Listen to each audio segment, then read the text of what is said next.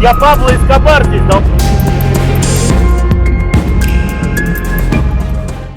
Ну я рад за тебя, что ты мне сделаешь? Уважаемый, документы Давай, не предъявите, гони. пожалуйста. Вон, иди, он не поинтересуйся, кто Ну, вы ты сейчас гонишь, повиновение оказываете. А? Че я тебя, блядь, трогаю, что ли, п? Вы что материтесь? Я тебя, руки, убери. Ты знаешь, какого ты трогаешь? Это, ты, я тебе отвечаю, я узнаю, где ты живешь.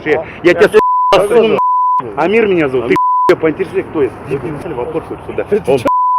Ну потому что, я тебе говорю, ты, меня поинтересуйся, я ты стоишь, я твой, понял? Я тебе конкретно говорю. Ты вообще кто такой, Харчок, я Пабло Эскобар здесь, знаешь такого, не с тем связал, я сажу,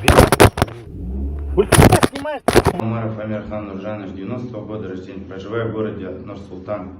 Вчера утром был задержан сотрудниками полиции во время карантина, где я очень сильно их оскорбил, нецензурно ранее выражался. Прошу прощения у всех жителей, у сотрудников полиции. Такой впредь нигде не повторится. Для меня это было большим уроком. Извините меня, пожалуйста.